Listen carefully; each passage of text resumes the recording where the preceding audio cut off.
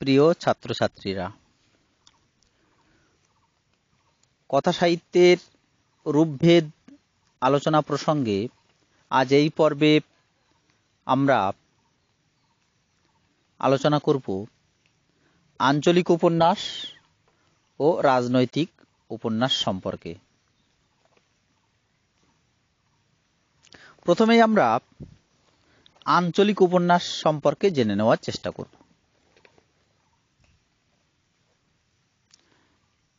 এই আঞ্চলিক উপন্যাস কাকে বলে এ সম্পর্কে কোনো সুনির্দিষ্ট সংজ্ঞা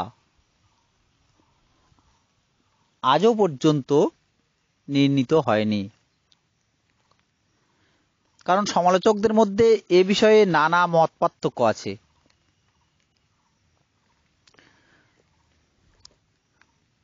তা সত্ত্বেও মোটামুটিভাবে বলা যায় যে উপন্যাসে একটি বিশেষ অঞ্চলের জনপদ জীবন, তার আচার ব্যবহার, রীতিনীতি, সংস্কার, বিশ্বাস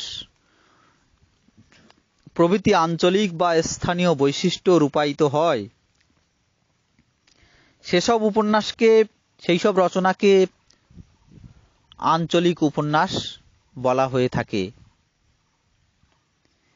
এই শ্রেণীর উপন্যাসে একটি অঞ্চলের জনজীবন ও প্রধান চরিত্রগুলি তার প্রতিনিধি রূপে চিত্রিত হয়। যাই হোক, আঞ্চলিক উপন্যাস সম্পর্কে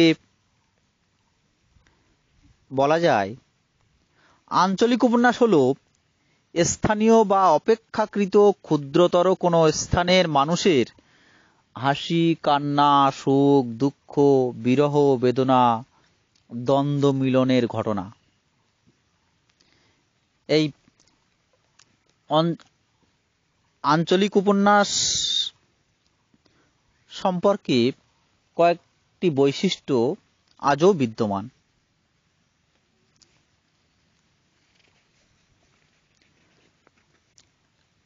যেমন, প্রথমত, একটি বিশেষ ভৌগোলিক অঞ্চলের অখণ্ড নিবিড় পটভূমি, পরিচিত ভূগোল ছেড়ে অপরিচিত প্রত্যন্ত অঞ্চলকে এই উপন্যাসের প্রতিপাদ্য করা। দ্বিতীয়ত, ভৌগোলিক সীমা সংহতি আঞ্চলিক সাহিত্যের অন্যতম সত্য, অর্থাৎ সমগ্র দেশ নয়, একটি বিশেষ অঞ্চলের প্রকৃতির পটভূমি এবং সেই পটভূমির কোলে লালিত মানব গোষ্ঠীর জীবনচর্চা রূপায়ণই আঞ্চলিক উপন্যাসের আর এক সত্য।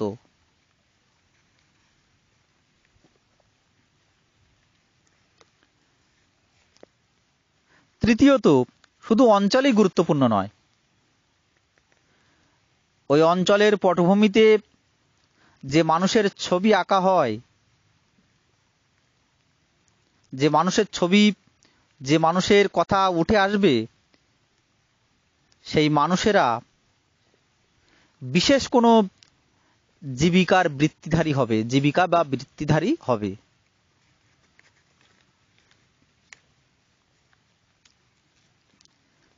চতুর্থত, যে অঞ্চলের কথা বলা হবে সেই অঞ্চলের প্রকৃতির চিত্র অঙ্কন করতে হবে। প্রকৃতির ভূমিকা সেখানকার মানুষের জীবনে প্রকৃতির সঙ্গে যে সম্পর্ক, সেই সম্পর্কের কথা তুলে ধরতে হবে।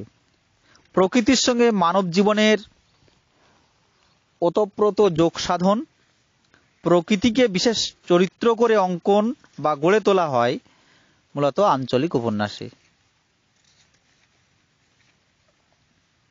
পঞ্চমত, প্রকৃতির সঙ্গে মানুষের জীবনের শুধু সম্পর্ক নয়, মানুষের উপর প্রকৃতির যে প্রভাব এবং মানুষের জীবনেই এই প্রকৃতির দ্বারা যে বিশেষভাবে নিয়ন্ত্রিত হবে, সেটাও আঞ্চলিক উপন্যাসে দেখাতে হবে।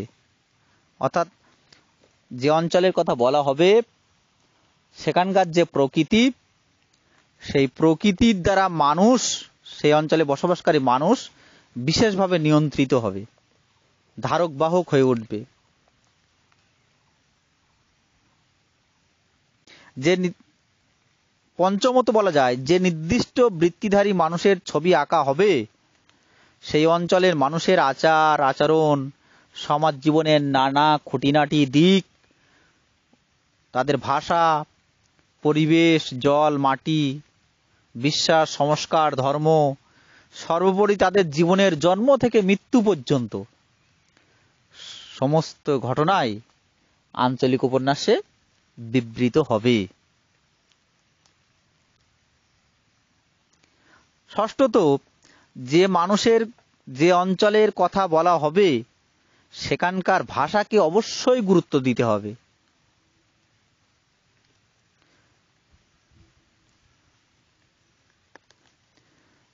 সপ্তমত, আঞ্চলিক জীবন ও আঞ্চলিক মানুষের ছবি থাকলেও চরিত্রগুলিকে অবশ্যই চিরকালীন বা সার্বজনীন মানুষে পরিণত করতে হবে, অনেকটা বিন্দুতে সিন্ধু দর্শনের মতো।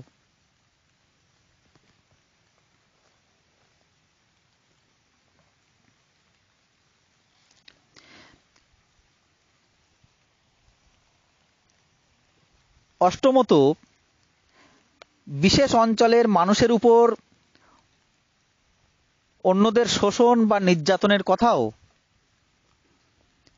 এখানে বিবৃত হতে পারে। এমনই সব গুরুত্বপূর্ণ বৈশিষ্ট্য আঞ্চলিক উপন্যাসে থাকা বাঞ্ছনীয়।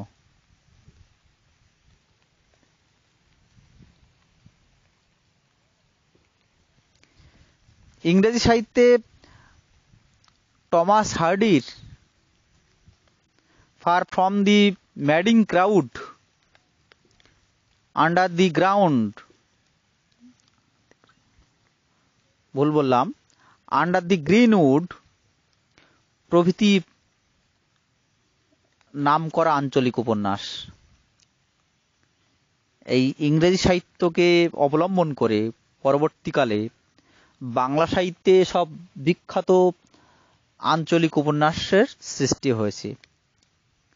বাংলা সাহিত্যে তারাশঙ্কর বন্দ্যোপাধ্যায়ের গণদেবতা, ধাত্রীদেবতা, হাঁসুলি বাঁকের উপকথা, মানিক বন্দ্যোপাধ্যায়ের পদ্মা নদীর মাঝি প্রভৃতি সব সার্থক আঞ্চলিক উপন্যাসের উদাহরণ।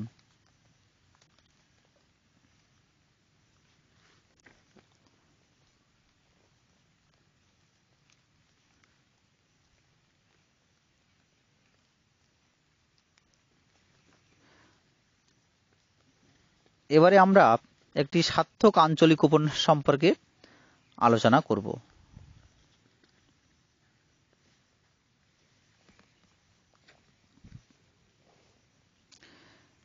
আলোচনার জন্য আমরা তারাশঙ্কর বন্দ্যোপাধ্যায়ের হাঁসুলি বাঁকের উপকথা উপন্যাসটি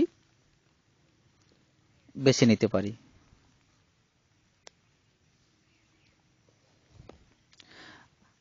বাংলা সাহিত্যের প্রথম সার্থক আঞ্চলিক উপন্যাস বলা হয়ে থাকে তারাশঙ্কর বন্দ্যোপাধ্যায়ের এই হাঁসুলি বাঁকের উপকথা উপন্যাসটিকে।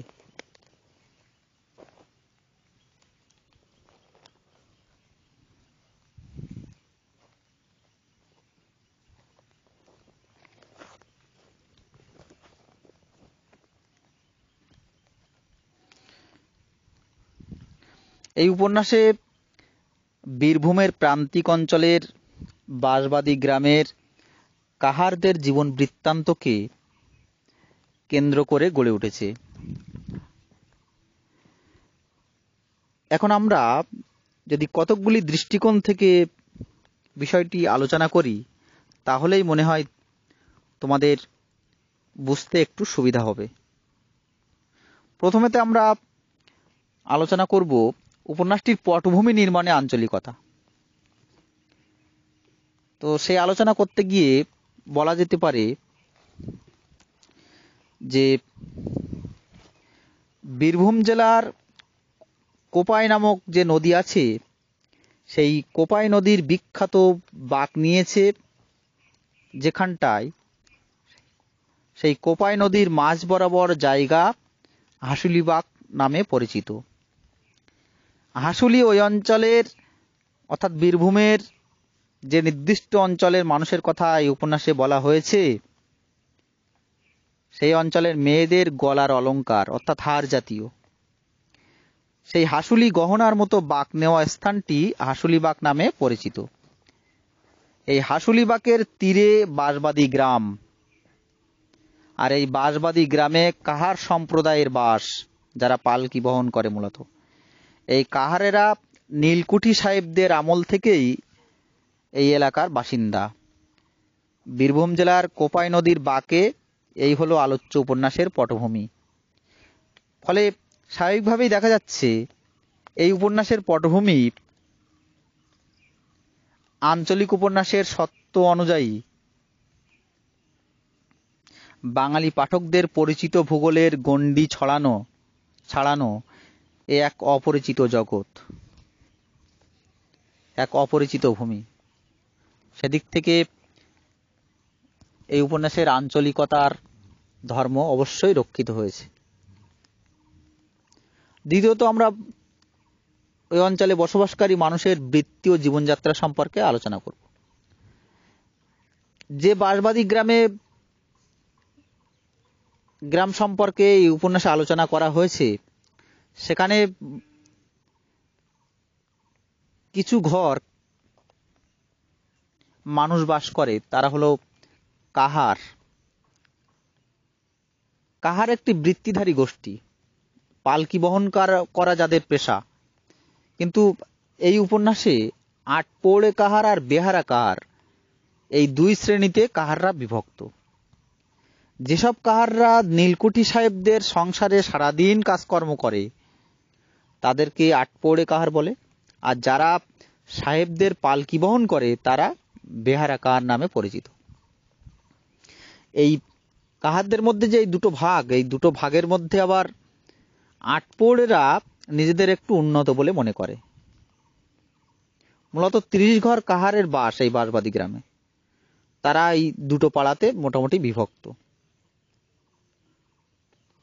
এই বৃত্তিধারী জীবগোষ্ঠী মানুষেরা হাসুলি বাঁকের উপকথা উপন্যাসে চিত্রিত চরিত্র। তাদের জীবন যাত্রায় তাদের আচার ব্যবহারই এই উপন্যাসের মূল প্রতিপাদ্য বিষয়।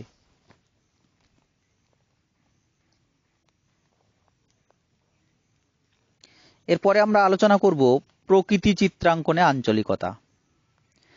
আঞ্চলিক উপন্যাসে বিশেষ বৃত্তিধারী গোষ্ঠীর যারা উপন্যাসের মূল প্রতিপাদ্য অর্থাৎ কাহারেরা, তাদের জীবনে অর্থাৎ কাহারদের জীবনে ওই অঞ্চলের প্রকৃতির একটা অমোঘ প্রভাব আমরা লক্ষ্য করি।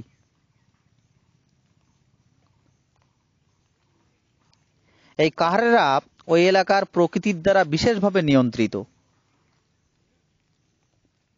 কোপাই নদী, তার পাশের বাঁশবন, বেলগাছ, চাষের জমি, ঝড়, বন্যা, বাঁশবাদীর বাঁশবন ঘেরা কাহার জীবনের সুখ দুঃখ, হাসি কান্না সকল প্রকার বিশ্বাস সংস্কারের নিয়ন্ত্রক রূপে বিদ্যমান।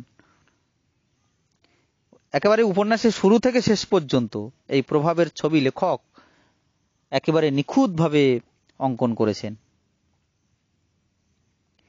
নদী কোপাই আর কাহার কন্যে যেন একই সত্তা। এ সম্পর্কে লেখক বলছেন, কোপাই নদী ঠিক যেন কাহার কন্যে, অর্থাৎ প্রকৃতি এবং মানুষ সেখানে একাকার হয়ে উঠেছে। এরপরে আমরা ভাষা সম্পর্কে আলোচনা করব। আঞ্চলিক উপন্যাসে ভাষা একটি গুরুত্বপূর্ণ বিষয়। এই আলোচ্য উপন্যাসে ভাষা ব্যবহারে সাধারণত আঞ্চলিক বৈশিষ্ট্যকে গুরুত্ব দেওয়া হয়। এক কথায় সাধারণভাবে আমরা জানি যে সাহিত্যে যদি মানুষের চরিত্রকে যথাযথভাবে রূপ দিতে হয় তাহলে তার ভাষাকে বাদ দিয়ে তা কখনোই আঁকা সম্ভব নয়। তাই আঞ্চলিক উপন্যাসে কলকাতার স্ট্যান্ডার্ড ভাষার কৃত্রিমতাকে না মানাই যুক্তিযুক্ত। আর এ বিষয়ে তারাশঙ্কর বন্দ্যোপাধ্যায় অবশ্যই গুরুত্ব দিয়ে দেখেছেন। হাসুলিবাকের উপকথায় লেখক জীবন অভিজ্ঞতাকে কাজে লাগিয়ে বাসবাদী মানুষের মুখের ভাষাকে গ্রহণ করেছেন। যেমন দু একটি সংলাপ যদি আমরা এ প্রসঙ্গে বলি তাহলে মনে হয় বিষয়টা আরও সহজ হয়ে দাঁড়াবে। এই উপন্যাসের পাখি নামক চরিত্রটি বলছে, হারামজাদি, আমার শরীরে লয়, চৌধুরীদের রক্ত আছে। আবার সুচাঁদ বলছে, আর একটা পাঠা তু দে পানু। ঠিক তেমনি ভাবে বনোয়ারি বলছে, বোঝালাম, সব বুঝলাম, কিন্তু তবু অন্যায় হয়েছে। এখানে যে কটা সংলাপ আমি তুলে ধরার চেষ্টা করলাম সেখানে আমরা দেখতে পাই যে পাখি নামক চরিত্রটি রক্তকে বলছে অক্ত, আবার বনোয়ারি অন্যায়কে বলছে অন্যায় হয়েছে। এই যে মুখের ভাষা, এই ভাষা একেবারেই বীরভূমের একান্ত বীরভূমের ভাষা, বাসবাদী গ্রামের ভাষা, যা একেবারে নিখুঁতভাবে উপন্যাসে রক্ষিত হয়েছে। এরপরে আমরা ঔপন্যাসিকের জীবন দর্শন সম্পর্কে আলোচনা করব। লেখক তারাশঙ্কর বীরভূমের মানুষ, তাই এ জেলার সংস্কৃতির নারী নক্ষত্র তিনি স্পষ্টভাবে জানেন, বোঝেন। সে কারণে এই উপন্যাসে যে বৃত্তিধারী মানুষের জীবনচিত্র এঁকেছেন তা তার দীর্ঘ জীবন অভিজ্ঞতার ফসল। কাহারদের জীবনযাত্রা, সমাজ ব্যবস্থা, সংস্কার, কুসংস্কার, অর্থনীতি, প্রেম, ভালোবাসা, সুখ, দুঃখ, হাসি, কান্না, বিশ্বাস, অবিশ্বাস, ধর্ম, দ্বন্দ্ব, সংঘাত ইত্যাদি তাদের জীবনযাপনের আগাগোড়া তিনি অঙ্কন করেছেন, যা সম্পূর্ণ নিজ অভিজ্ঞতা থেকে। আঞ্চলিক উপন্যাসে যে জিনিসটি করতে হয় তারাশঙ্কর এ বিষয়ে বিন্দুমাত্র কার্পণ্য করেননি।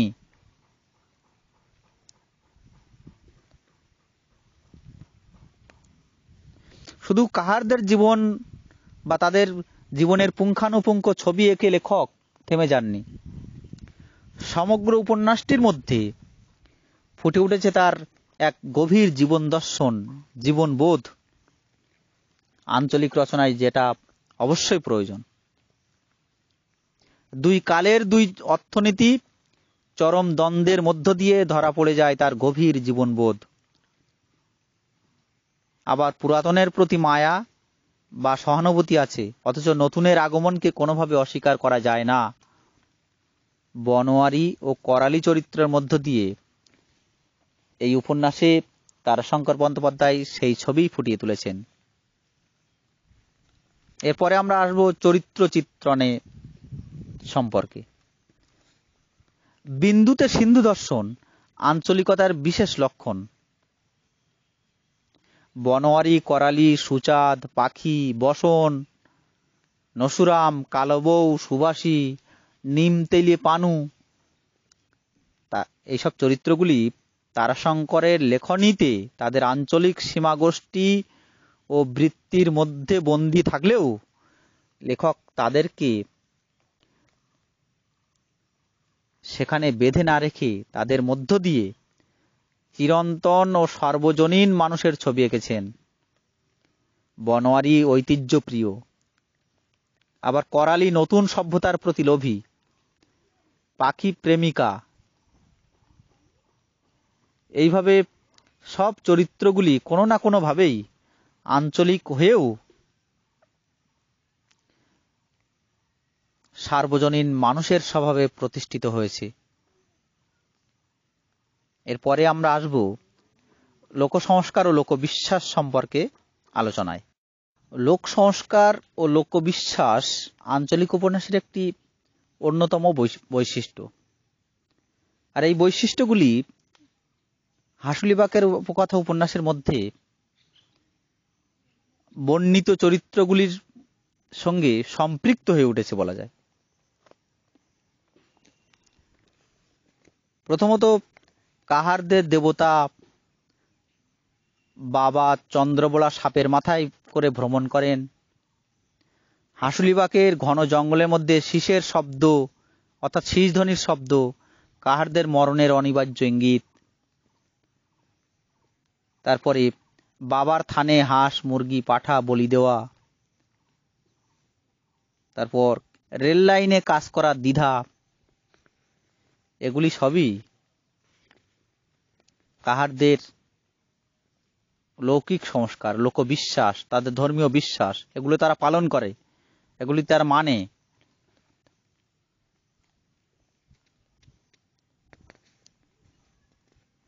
এই উপন্যাসে এইসব লোকবিশ্বাস, লোক সংস্কার সবই ফুটে উঠেছে। সুতরাং আঞ্চলিক উপন্যাসের সমস্ত বৈশিষ্ট্যগুলি তারাশঙ্করের এই হাসুলিবাকের উপকথা উপন্যাসে চরিত্র চিত্রণে, ভাষা প্রয়োগে, জীবন দর্শনে, প্রকৃতি রূপাঙ্কনে, কাহারদের জীবনযাত্রা নির্মাণে, সর্বোপরি উপন্যাসটির পটভূমি নির্মাণে একটি বিশেষ অঞ্চল ও ওই অঞ্চলের বাসিন্দাদের ধর্ম, বিশ্বাস, সংস্কার ও লোকসংস্কৃতির মধ্য দিয়ে সুন্দরভাবে ফুটিয়ে তুলতে সক্ষম হয়েছে। আর তাই সব মিলিয়ে বলা যায় তারাশঙ্করের হাসুলিবাকের উপকথা একেবারে খাঁটি যথার্থ আঞ্চলিক উপন্যাসের শিরোপা পাওয়ার যোগ্য, একথা মানতেই হবে।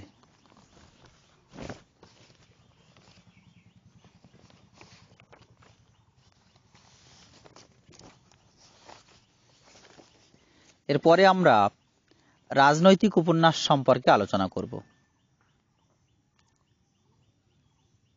এই রাজনৈতিক উপন্যাস বলতে আমরা বুঝি রাজনৈতিক কোনো ঘটনা ও কাহিনীকে অবলম্বন করে একটি দেশ ও জাতির স্থান ও কাল, সামাজিক, রাজনৈতিক, আর্থিক, রাষ্ট্রিক, তার দ্বন্দ্ব, সমস্যা, সংকট ইত্যাদি পরিস্ফুটিত হয়ে ফুটে ওঠে যে উপন্যাসে, যে রচনায়, তাকেই সাধারণভাবে রাজনৈতিক উপন্যাস বলা হয়ে থাকে। নিছক কোনো রাজনৈতিক মতবাদ প্রচারের উদ্দেশ্যে নয়, একটি দেশ ও জাতির প্রাণময় উত্তেজনা, একটি সার্বজনীন ভাবাবেগ ফুটে ওঠে সার্থক সব রাজনৈতিক উপন্যাসে। যে যুগ সামাজিক জীবনের সংকট ও বিপর্যয় যত বেশি, যে যুগে যে কালে সামাজিক জীবনের সংকট ও বিপর্যয় যত বেশি, রাজনৈতিক অর্থনৈতিক জটিলতা ও টানাপোড়েন যত বাড়তে থাকে, সেই যুগে ততই রাজনৈতিক উপন্যাস গুরুত্বপূর্ণ হয়ে ওঠে। রাজনৈতিক ঘটনাক্রমের মধ্য থেকেই সংঘাত ও প্রতিবাদ পরিমণ্ডলেই রাজনৈতিক উপন্যাসের উদ্ভব। রাজনৈতিক ঘটনাবলী চিত্রণের মধ্য দিয়েই গড়ে ওঠে এই জাতীয় উপন্যাসের আখ্যান বস্তু। রাজনৈতিক উপন্যাসের কতগুলি বৈশিষ্ট্য চোখে পড়ে, লক্ষ্য করা যায়। প্রথমত, রাজনৈতিক উপন্যাস মূলত সামাজিক রাজনৈতিক জীবনের সংকট ও বিশৃঙ্খলার ভিত্তিভূমি। দ্বিতীয়ত, সমকালীন ঘটনাসমূহের আলোড়নে রাজনৈতিক উপন্যাসের জন্ম হয়। তৃতীয়ত, পরস্পর বিরুদ্ধ মতবাদের সংঘর্ষ এবং নতুন রাষ্ট্রিক তথা সামাজিক ব্যবস্থা প্রতিষ্ঠার স্বপ্ন বিহ্বলতা ও আদর্শবাদ এই জাতীয় অর্থাৎ রাজনৈতিক উপন্যাসের প্রাণ। চতুর্থত, সমসাময়িক উত্তেজনার তাড়নায় চিরন্তন মূল্যবোধ যেন লেখকের ভাবনায় কিছুটা আচ্ছন্ন থাকে। পঞ্চমত, একটি সুলভ ভাবাবেগ প্রবণতা ও ভাবালুতা পাঠক ও লেখককে এখানে গ্রথিত করে রাখে, আবিষ্ট করে রাখে। ষষ্ঠত, ভাবের উচ্ছ্বাসের সঙ্গে ভাষার দুর্বার জোয়ারে লেখক মোহাবিষ্ট করে ফেলেন পাঠক মহলকে এই রাজনৈতিক উপন্যাস। সপ্তমত, বাস্তব স্বীকৃত এক কাহিনী এখানে কালক্রমে ইতিহাসের সামগ্রী হয়ে ওঠে। এমনই সব গুরুত্বপূর্ণ বৈশিষ্ট্য রাজনৈতিক উপন্যাসে লক্ষ্য করা যায়। উদাহরণ হিসেবে বলা যেতে পারে, বিশেষ করে পাশ্চাত্য সাহিত্যের জোসেফ কনরাডের নোস্ট্রোমো একটি অন্যতম রাজনৈতিক উপন্যাস। আর এই পাশ্চাত্য সাহিত্যকে কেন্দ্র করেই বাংলা সাহিত্যের সব উল্লেখযোগ্য রাজনৈতিক উপন্যাসগুলির জন্ম হয়েছে। এই বাংলা সাহিত্যের বঙ্কিমচন্দ্রের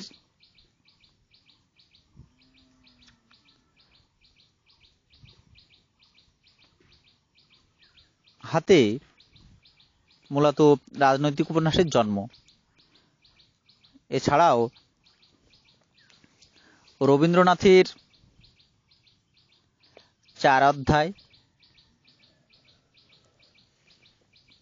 সতীনাথ ভাদুড়ির জাগরী, মহাশ্বেতা দেবীর 1084 মা, সমরেশ বসুর বিটি রোডের ধারে,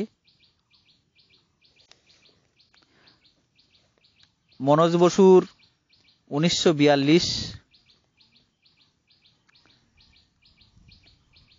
গোপাল হালদারের একদা, শরৎচন্দ্রের পথের দাবি প্রভৃতি উল্লেখযোগ্য সব রাজনৈতিক উপন্যাস।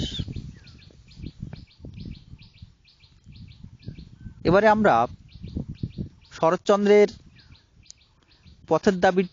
পথের দাবি নামক রাজনৈতিক উপন্যাসটি সম্পর্কে একটু আলোচনা করে নেব।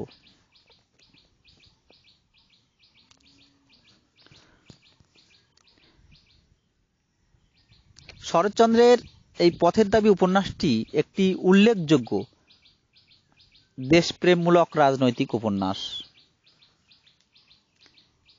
এখানে ভারতবর্ষের উগ্র বিপ্লববাদের রাজনৈতিক আন্দোলন ব্রহ্মদেশের পটভূমিতে চিত্রিত হয়েছে।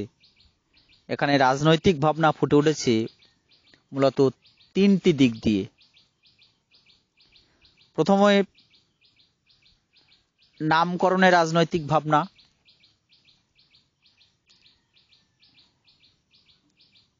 এদিক থেকে বলা যায় যে স্রষ্টা যখন তার সৃষ্টির ললাটে ফুলচন্দনের টিকা অঙ্কন করে দেন, তখন সেই টিকার মধ্যে উকি মারে স্রষ্টার জীবন দর্শন। এখানে স্রষ্টা শরৎচন্দ্র এই পথের দাবি উপন্যাসের নামকরণের মধ্য দিয়ে মূলত 2টি দিককে ব্যঞ্জিত করতে চেয়েছেন। এক নম্বর লাঞ্ছিত নারীর অধিকার, 2 নম্বর মানুষের স্বাধীন পথ চলার অধিকার। এই 2টি অধিকার মূলত এখানে এই উপন্যাসে তুলে ধরতে চেয়েছেন। উপন্যাসটির সমগ্র অংশ জুড়ে এক বিপ্লবী নেতার পথ চলার স্বীকৃতি জানানো হয়েছে। সে পথ চলার দাবি হলো ইংরেজদের দ্বারা নির্যাতিত, নিপীড়িত, লাঞ্ছিত, অসহায় শ্রমজীবী মানুষের মুক্তির দাবি। আর তা বোঝা যায় উপন্যাসের প্রধান চরিত্র সব্যসাচীর কথায়। সব্যসাচী এই উপন্যাসে বলছেন, জনকতক কুলি মজুরের ভালোবাসার জন্য আমি পথের দাবি সৃষ্টি করিনি, এর ঢের বড় লক্ষ্য। এই সংলাপ থেকে বোঝা যায়,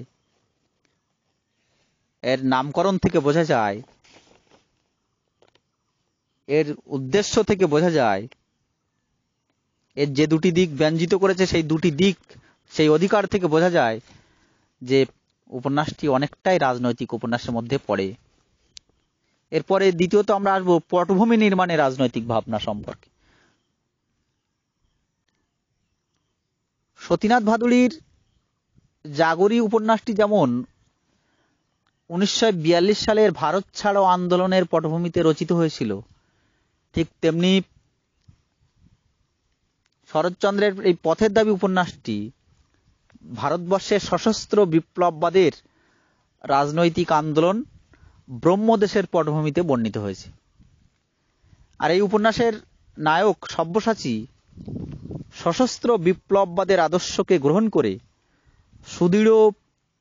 সুদূর ব্রহ্মদেশে তার মতবাদ প্রচারের জন্য পথের দাবি সৃষ্টি করেছেন। আর এ সম্পর্কে তিনি নিজেই বলছেন, ভারতের স্বাধীনতা ছাড়া আমার নিজের আর কোনো দ্বিতীয় লক্ষ্য নেই। এই যে স্বাধীনতার কথা, দেশের কথা মূলক তার যেই উক্তি, এই উক্তি থেকেই বোঝা যায় যে এটি কতটা রাজনৈতিক আবহে উপন্যাসটি গঠিত।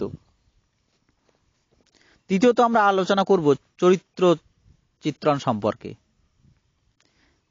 পথের দাবি উপন্যাসের প্রধান চরিত্রগুলি হল সব্যসাচী, ভারতী, সুমিত্রা, অপূর্ব।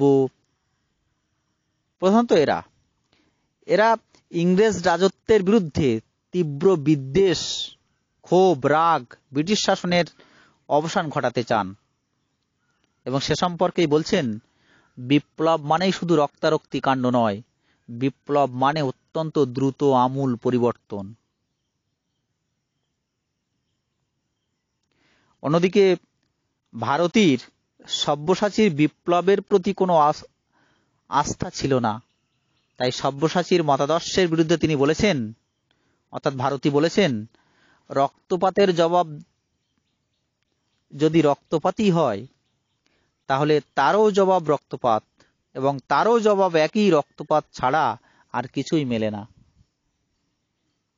এইসব সব্যসাচীর কথা বা ভারতী দেবীর কথা, এইসব যে উপন্যাসের যে কথাগুলো আমি তুলে ধরলাম, বলার চেষ্টা করলাম, সেই কথাগুলো থেকে, তাদের লক্ষ্য থেকে, চরিত্রগুলির ভাষা থেকে, বলার ধরন থেকে একেবারে আমাদের মনে হয় নিঃসন্দেহে বলা যায় যে রাজনৈতিক উপন্যাসের ভাষায় এই রকম উক্তি প্রত্যুক্তি থাকে।